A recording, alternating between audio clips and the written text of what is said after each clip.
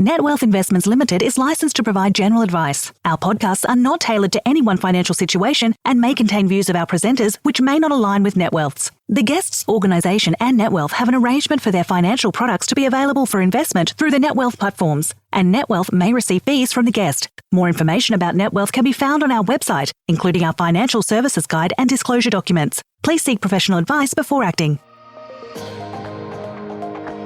Welcome to the Net Wealth Portfolio Construction Podcast, brought to you by the Net Wealth Investment Research Team. In this podcast series, we pick the brains of key wealth management professionals to uncover opportunities and challenges for investors on a diverse range of topics. We hope you enjoy their unique perspectives.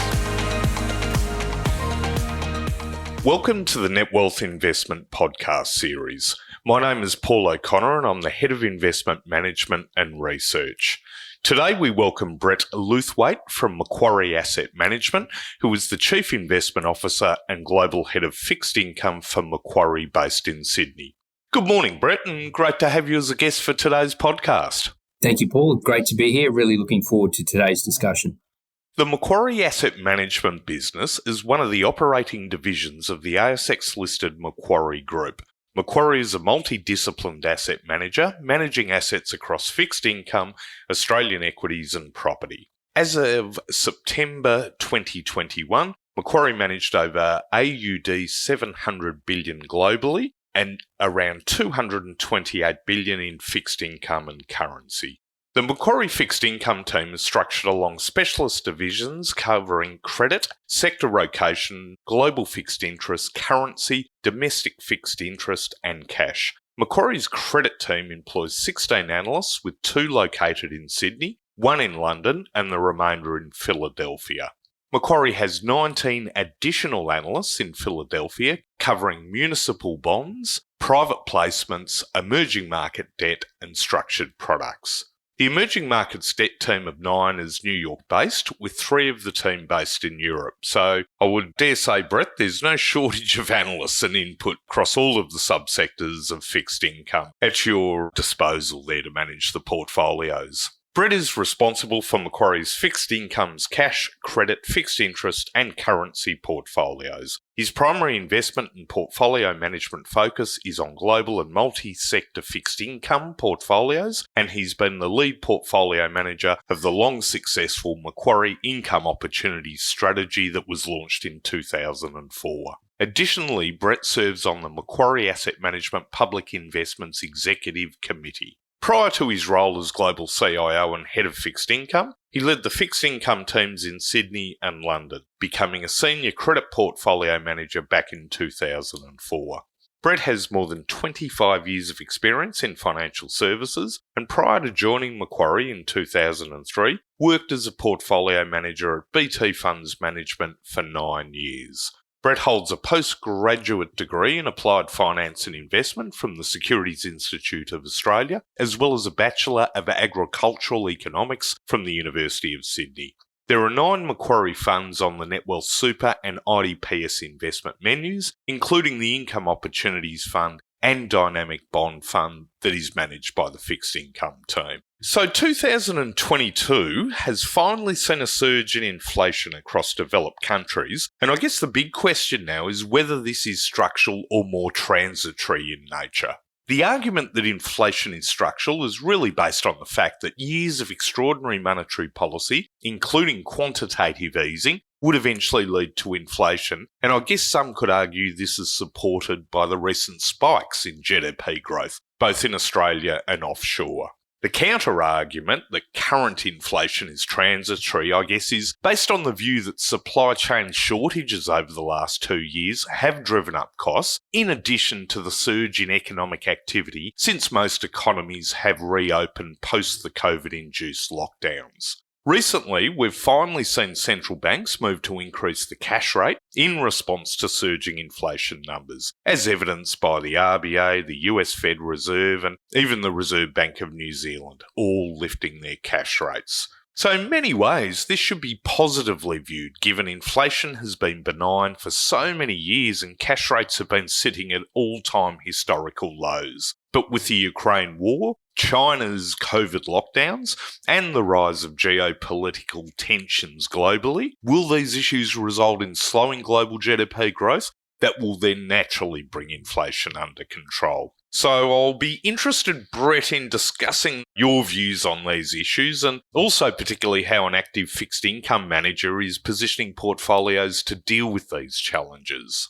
So maybe to start with, I sort of ask most guests on the Portfolio Construction podcast, can you provide the listeners with a few comments maybe on your career journey and how you came to be the CIO of Macquarie Asset Management with a career specialising in fixed income markets? Yeah, well, thank you, Paul, and thank you for that very nice introduction as well. Yeah, I mean, how did I become the CIO of Macquarie Asset Management's fixed income group is an interesting question, and I think back over my career and sometimes wonder how I ended up in fixed income, and I don't think people necessarily intentionally end up in fixed income, but I guess back in the 1990s, as a much younger person, I was thrilled actually to be in financial markets, and at the time working at Bankers Trust. There was some very good people there. I think I would have been interested in all forms of portfolio management. It just so happens that I, with a bit of quantitative skill, I guess, ended up in fixed income. Interestingly, through time, I think my mindset was, financial markets are so dynamic. There's so much to learn, to some degree feeling quite out of my depth. I really just went about trying to do as much work and as much research as I possibly could, concerned that, as I realised the difficult job that being a portfolio manager is, that actually being a good one might actually be a challenge. And I think gradually through time, and it sort of creeps up on you, you start to develop performance and a track record. That in and of itself, I think, is quite challenging. But then as clients start to recognise it and they start to appoint you as their manager, I guess the burden and focus really goes up. And throughout my career, whether it was through the financial crisis through to today, I think most of the time I've really just spent telling people what I think, and what we think is generally coming from a lot of work. Those views haven't always been gentle on the ear. They've always been things that people want to hear, but we've always said it like we saw it. And I think through time that reputation has grown, and combining it with that sense of the burden or responsibility of managing other people's money and now billions of dollars of other people's money always just sort of led to a high standard focus around what we were doing. As things went along, as the environment continued to evolve, as clients recognised that more and more, I guess my seniority rose up. And I guess thinking about it, it's probably the first time I've been asked that question, how did I become CIO? But it was really that cycle of hard work, burden, focus, responsibility, saying it like we see it, and getting those outcomes, which have led to that broader recognition within the organisation, but even more broadly than that. So it's been quite the journey, and I pinch myself regularly about it. It's been fantastic. No doubt there's been a lot of hard work involved from yourself there, but I must admit too, as I've got older and spent longer and longer in markets, my view's been that I think fixed interest managers probably have the most challenging task, because not only do they need to have a top-down view and positioning on global economies and GDP growth, but then they've got to do the bottom-up analysis then on the securities or the bonds that they're actually purchasing there too. So I think it certainly takes a broad skill set to manage fixed income portfolios. And as you say, a lot of hard work and doesn't happen overnight. Moving into the major topic and questions we want to go through today, let's start with inflation. It's on, the major topic, I think, on everyone's minds at the moment. But what's your take on the prevailing situation? And do you believe it's supply-driven, demand-driven, or really a combination of both? It's interesting, Paul. It's only an hour or so ago I came from our strategic forum for May. We do big deep dives 3 times a year, January, May and September. And we did our first session of the May one from 6 a.m. this morning. And so this is pretty fresh. In terms of thinking about inflation, the work and the deep dives that we've been doing, we largely see it as supply-driven. That's not to say that demand perhaps hasn't been playing a role. When you think about the environment that we've been in, the effects of COVID, there is definitely elements there, but the majority of it appears to be supply challenged. And it's probably played out in 3 components. And I think understanding each of those components helps understand that sort of discussion around transitory or perhaps more structural. The first phase, where everyone was of the view that inflation was transitory, I think to some degree that was the byproduct of that COVID environment that we experienced. So never before have you seen a sudden stop so significant that we saw in March of 2020. But then as the pandemic progressed, each and every country, each and every city within countries even adopted different approaches, either to lockdowns, to stimulating economies, to trying to keep people employed, even to vaccination rollouts. And so what we ended up with is a sudden stop and then a very uneven, out of sync global recovery, that widely publicised disruption to supply chains. And so as we entered 2022, and there was, I guess, some hope that those supply disruptions, that being out of sync, would resolve itself as the pandemic moved to the endemic phase. I think most people, including ourselves, felt that 2022 would start to see inflation come off, and perhaps that comment around transitory, even though it was more persistent, would start to play out as supply came back online. But even back in January, when we were having those discussions and we could see that in the detail, we realised there was a period of vulnerability between when that data might start to show supply coming back online and inflation starting to dissipate would be a period of months, perhaps even 6 to 9 months. And that was a period where other things could happen. And as we all know now, there's been further disruptions out there. The first and most notable one is the war in Ukraine. And that has created a widespread, genuine supply shock of commodities. So not just oil, many metals, energy components, and also food. And that's a significant supply shock that's taking place. That genuinely looks like shortages of needs and has created that second impulse around inflation.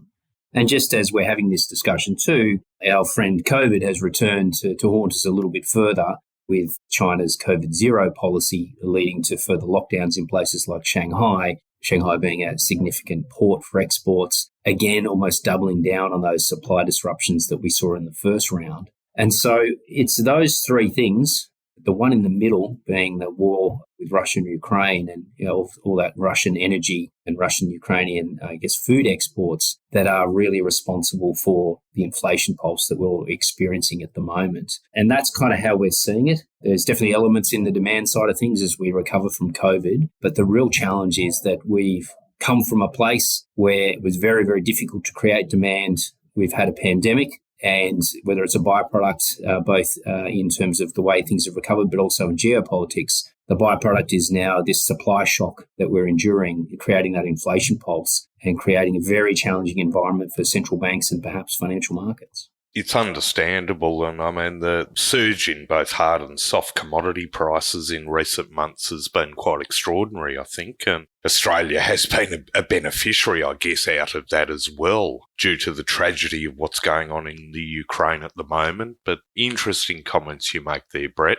You've spoken many times about interest rates being lower for longer and the challenge of creating inflation in a structurally challenged environment. So what do you think now? Yeah, it's a great question, and it's a question I'm sure I'm going to be asked many times in the coming months, because you're right. I have spoken loudly about lower for longer and pushed against many of those sort of elusive return to normal arguments that have occurred over the last sort of 12 to 14 years. And right here, right now, I guess that concept of lower for longer is really being tested. If I can break this into a couple of components, the first one is what was causing lower for longer. And the second bit is, well, what's occurring now, and does that change things or not? And I think it's important if we can try and split those two. I mean, lower for longer was really around a challenge in creating demand. And the structural forces that were weighing on higher levels of economic growth and depressing things like inflation was, widespread indebtedness, demographic challenges, acceleration of digitalisation, elements of early deglobalisation, and also this significant dependency on central bank support. So ever since the financial crisis, the thing that will probably surprise many people but isn't often talked about is that throughout that entire period, net, the collection of all central banks, they have been adding quantitative easing or liquidity to the system the entire time. So ever since the financial crisis, we haven't had a situation where markets haven't been benefiting from liquidity injections. Now, at times there have been enormous injections and other times there have been less so.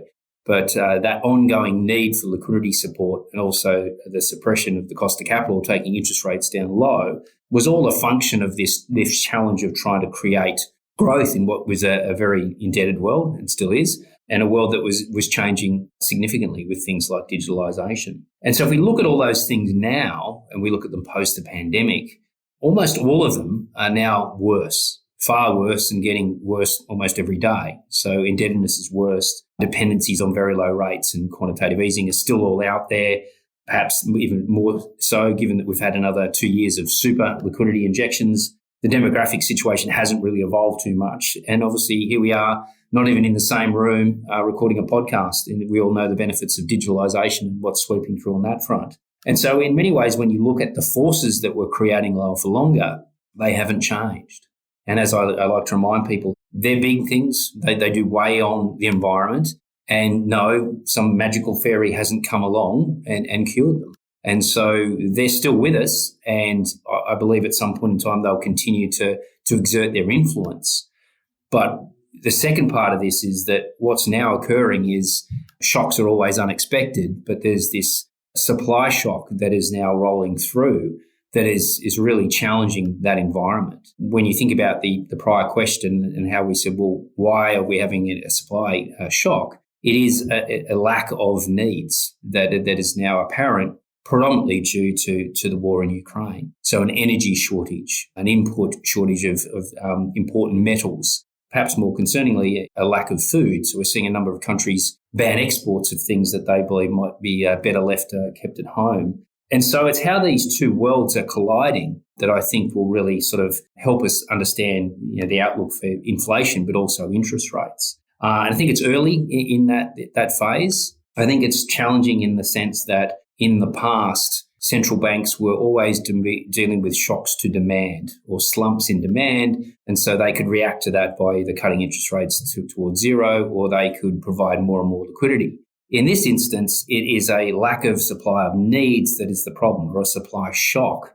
And just doing more monetary policy or just doing more quantitative easing doesn't help here. It makes it worse. And so to some degree, central banks have to go the other way. But even if they do, it's not like central banks can create oil or base metals or precious metals or create wheat and things for food. And so how that supply shock inflation pulse interacts with that lower for longer structurally challenged world is kind of the place that you and I currently find ourselves. And it's very interesting to watch it play out. It really is. It's fascinating. But I think you've well articulated those long-term thematics, or I guess headwinds, that fixed income markets have been facing there. And it is interesting whether the whole supply shock issue is just a short-term transitory view there. But why is a supply shock different, Brett?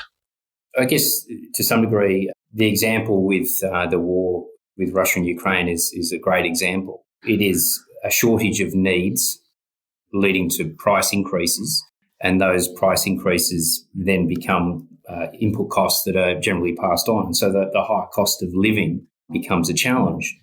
In the past, it was a lack of demand, a risk of higher unemployment, these sorts of things that central banks were most concerned with. And they were able to do more and more and more to try and create the sense of normality or stability. And as we know, through that process, things like financial markets benefited considerably. Whereas in this instance, to some degree, central banks have to sort of lean against demand here to perhaps try and right-size it so that demand, for in this instance, many needs, falls, trying to alleviate that inflation pressure. And as we said, it's not like they can walk into the Russia-Ukraine situation and restore the conflict or resolve the conflict. The energy dependence in Europe and how Russia supplies much of the energy to places like Germany, it doesn't necessarily lend itself to a quick resolution or one that central banks can involve themselves in. And so how a supply shock can resolve itself is very different to some of the things that policymakers were able to do in the past. And so to some degree, we have a significant situation that we've worked through being that lower for longer environment, where we used to sort of say that central banks were able to try and contain risks or suppress volatility, whereas in this environment, they almost have to do the opposite. They have to let interest rates rise. They can't provide liquidity to the system. They have to tighten financial conditions significantly. And as they do that, risk assets underperform, demand starts to be challenged. And they hope through that mechanism that inflation is somewhat corrected. I think to some degree, one way to think about this is that when you have inflation in a society, you're essentially putting a higher cost of living across the entire society. And as that takes place, people become very unhappy with that. You start to see that more noticeably in emerging market countries where you might see things like riots, but even in the West, you're more likely to see unhappiness expressed at the polls, and you see political turnover and the like. But ultimately, people become pretty unhappy if they are indeed living in an inflation environment and their wages can't keep up. And so that ultimately is a challenge to, I guess, stability that central banks are charged with trying to address. And so it is their job to try and get on top of that. But the only tools they have really are demand tools. And to do that through higher interest rates and less quantitative easing or even quantitative tightening essentially hits financial markets. And as you hit financial markets and do that in real time, you're never really going to know whether you've done enough on that side that ultimately the inflation pressure might go away. So I guess the nature of how you try and create stability or try and create a smoother business cycle for longer term prosperity is far more challenged from a policymaker point of view when you're experiencing a supply shock than when perhaps you're dealing with a demand one. Before we bring you the second part of this chat, a little bit about who we are. Netwealth is an ASX-listed company established to help Australians take control of their financial futures. With a wide range of super and investment accounts, a huge variety of investment options and market-leading online tools, we can help you manage your wealth your way. Partner with us to see wealth differently and discover a brighter future. Visit the Netwealth website to learn more and get the PDS, which you should read before making a decision. Products issued by Netwealth Investments Limited. Yeah, certainly interesting your comments there, Brett, around the, I guess, monetary policy and to a degree fiscal policy can address demand issues, but the supply issues are different. You need a completely different and I guess longer term strategy to try and address. But just as an aside, I found it interesting. An example of how a supply shock can occur in my mind was the other night I was just watching a documentary on the Volkswagen car plant. I was staggered that it was, 60 kilometres of roads and 50 kilometres of train line and was like a huge suburb in Germany. But the amount of stock that each factory had was not months, was not weeks, was days.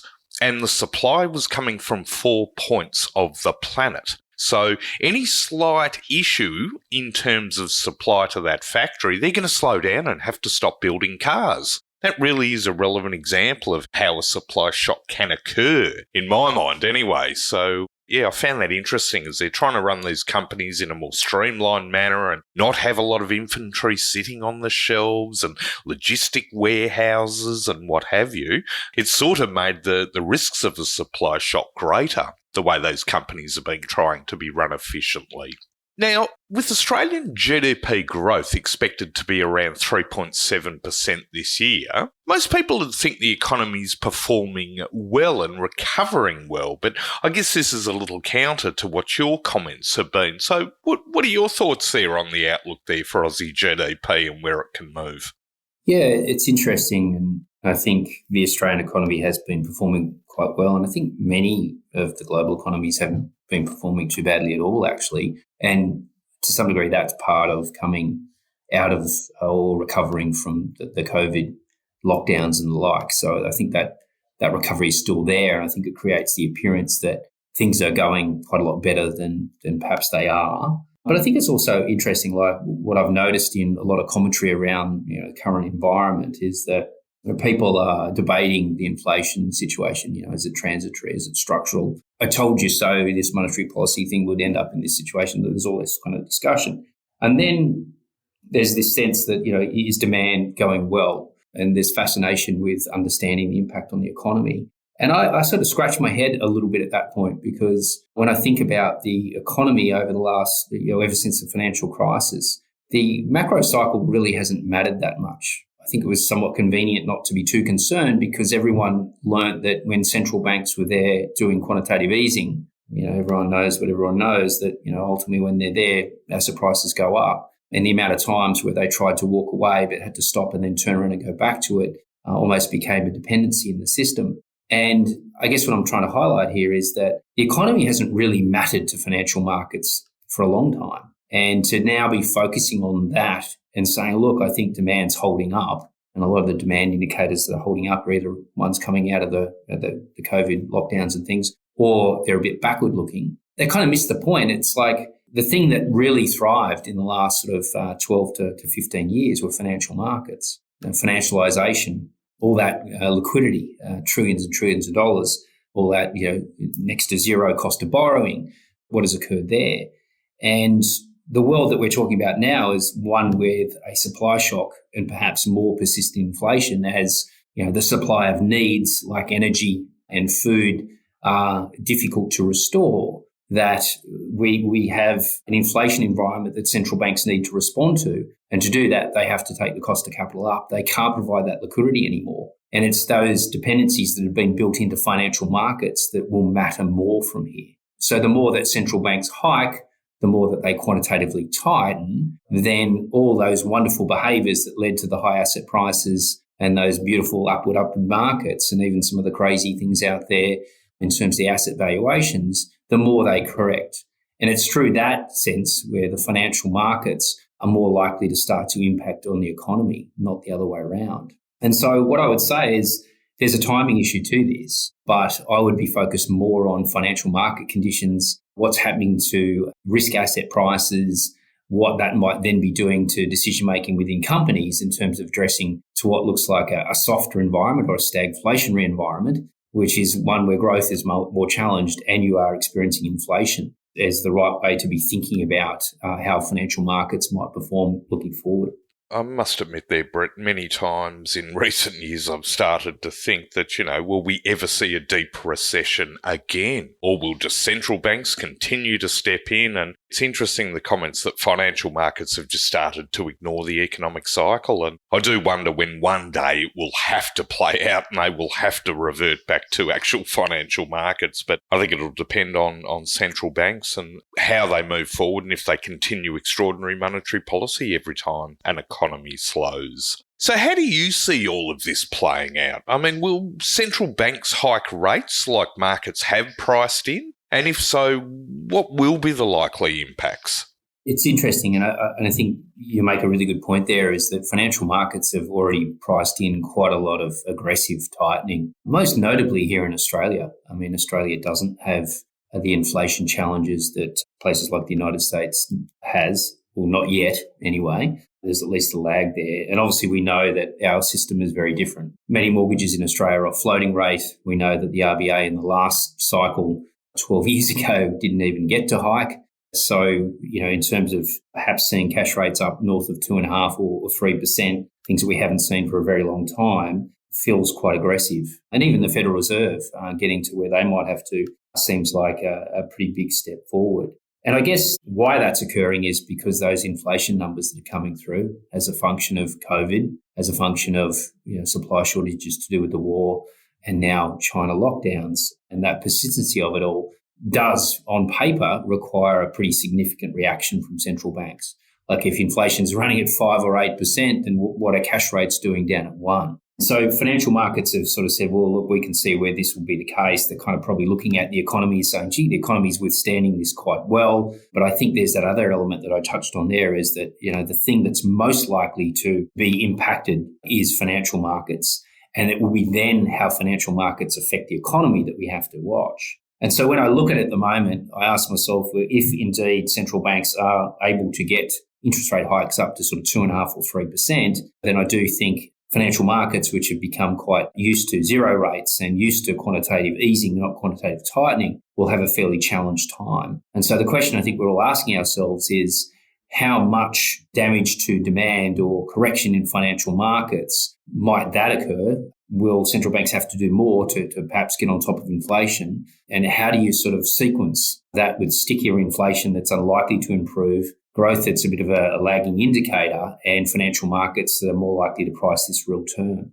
And so my sense is that the dependencies, the leverage that's built up in the system are much, much more significant than most people think, and that central banks won't have to do too much before they create a certain amount of unwinding of that leverage in financial markets. And as such, some of the things that are priced in are probably too much to the aggressive side.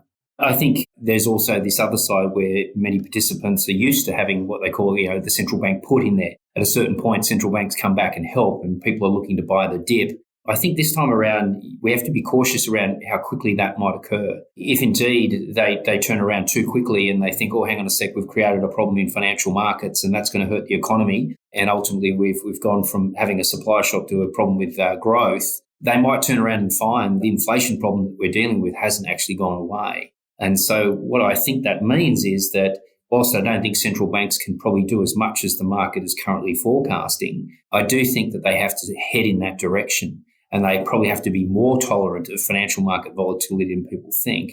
And the inflation situation probably isn't going to give them cover to turn around and help out again anytime soon. And so in amongst all that, quite a bit more volatility is most likely heading our way from what we can see. So what are the consequences of quantitative tightening, and any idea what a normal cash rate in Australia could look like over the next 12 to 18 months? Yeah, I mean, as I mentioned earlier, the thing that nobody really talks about is that financial markets haven't enjoyed the withdrawal of quantitative easing at any point in time over the last 12 to 14 years. They haven't had to. If the Fed was backing away, the ECB and Japan were adding, or collectively they've all been adding. And so the notion of always having additional liquidity in the system has been there, but quietly so. But now we have almost all central banks, excluding Japan, going the other way. And they realise that if indeed we have inflation problems, that they shouldn't be adding more liquidity. And so they're very keen to go to quantitative tightening. But in and of itself, we know that financial markets have struggled at any other time where QE has been taken away. To some degree, it's almost like, the training wheels have been on, and every time central banks try to take them off in terms of take the quantitative easing away, markets wobble, they fall, and they require that support again. And so at the moment, with the inflation pulse as it is, we're going to have to go without those training wheels. And so that's in and of itself quite significant. But on top of that, you're also going to have interest rate hikes, probably not as much as what's in markets at the moment, but perhaps we're going to see that as well. You have a lot of the fiscal policies that were beneficial in the past couple of years rolling off now, so you've got a bit of fiscal drag coming through. You have wider credit spreads, lower equity prices, numerous sort of headwinds here that are really going to put significant headwinds in front of demand or growth. And so if you add all that together and understand how they all affect each other, the path to a cash rate of sort of 2.5% or 3% in Australia looks like pretty hard work. Perhaps the Fed will need to go a bit further because the inflation pulse is a bit higher there. But ultimately, beyond that, I would imagine that there'd be fairly substantial impacts in the economy, particularly given what's occurred in housing markets in Australia over the last 3 to 5 years, where a lot of that very low cost of cash rates, for example, has led to very, very high housing prices. And as we know, most Australians have floating rate mortgages. So a 2 to 3% tightening there, you think would have a material impact on the local economy. I think about all those headwinds. I think about the challenge that inflation is creating, the challenges on cost of living as well. And whilst on paper it seems like a good idea, I think it'd be challenging for central banks to take cash rates too high without material impacts to the economy, which I don't think any of them really want to be creating. So I guess trying to distill your comments and your macro views there to your day job effectively, what does this all mean for bond markets and fixed income portfolio positioning? And with US and Aussie 10-year bond yields well above 3%, am I guessing the temptation to take on some duration or interest rate risk in your portfolios is increasing? Yeah, look, I think that's a fair statement. A lot of the discussions we were talking about at the moment is that in a pretty short period of time, bond yields have increased substantially. Being someone who spoke a lot about lower for longer, there's always been episodes in the past where bond yields have drifted higher for a period, but this time they've gone a lot further than I would have thought was possible given all the different constraints out there. Keeping in mind, though, that in the past we didn't have a supply shock, and so the supply shock is creating quite a lot of cross currents that are very challenging for policymakers. That sort of rise has meant, as you've seen, some of the biggest drawdowns in fixed income total returns in the last 4 months than we've ever seen. Now, that can sometimes be quite concerning because you think, wow, if those returns can happen in 4 months, what happens if they get worse? And quite possibly they could worsen a little bit further. But generally, when you see pullbacks as significant as that, the discussion really does turn to things about low buying opportunities and for the first time in a long time, looking at fairly attractive bond yields for having that counterbalance in portfolios. The only caution we'd have with that is that there's still quite a lot of noise on that inflation front. It doesn't look like the sticky inflation challenges around energy and food, particularly relating to the war, are about to be resolved. That looks more prolonged. China's still dealing with COVID. That could create more supply bottlenecks. And so that situation where inflation appears high and sticky, it's very much part of the narrative. A lot of people question where bond yields should be as opposed to where they are, could mean that the situation remains volatile. And what I mean by that is they could drift higher again from here, or they could spend periods of time where they rally quite hard. And I think it's really about sort of at certain points around these levels to higher, gradually accumulating duration and being aware that whilst they'll be volatile, there's good months and some bad months, we're actually looking at some of the most attractive yields, attractive returns from a fixed income point of view than we've seen for many years. And when I revert back to my conversation about that lower for longer component, I talked about those structural challenges, how they'd gotten worse and how the magic debt fairies haven't gone and resolved them. We do anticipate at some point in time they will re-exert themselves. And so from a longer term perspective, having more duration in portfolios as counterbalance, particularly given risk assets are probably going to be fairly volatile from here, seems to make a lot of sense. So maybe to finish with, Brett, how about credit? Can you provide a few comments about spreads and what areas of credit offer the best opportunities and what areas you're avoiding at the moment? Yeah, credit's it's been quite interesting. We've talked about bond yields increasing quite a lot in the first part of this year. I think it's also worth noting that credit spreads have experienced quite a bit of widening as well, more so in the investment grade universe. They're at levels which you would normally associate with downturns. Not necessarily financial crisis or deep recessions, but they're definitely pricing in a bit of concern about the outlook. And so their valuations have definitely improved. But having said that, they are somewhat linked to other risk assets, and some parts, particularly the longer dated components of risk assets, things like NASDAQ, some of the tech stocks, which have experienced some pretty significant drawdowns over the past few weeks, that volatility could remain. And so there is the chance that credit conditions continue to tighten and spreads tighten further. And we'd sort of say that in particular places like high yield, which can really widen quite a lot more in things like recessions and downturns, probably areas that you still want to be somewhat cautious. But as we've talked about on many occasions before, I mean, fixed income markets are generally the heart of financial markets, and when they move, we definitely pay attention to some degree. The bond market is the heart, but the most important part is the credit market. And if credit markets aren't functioning, if they freeze or they lock up, essentially, blood isn't flowing to the system, and through that you get the cardiac arrest. And our sense is that there's a limit to where credit markets function normally, and those credit spread levels are probably quite a bit lower than where they were in the past. And so it may be as low as, high yield only widening out to 500 basis points over treasuries is where all of a sudden those markets go into distress.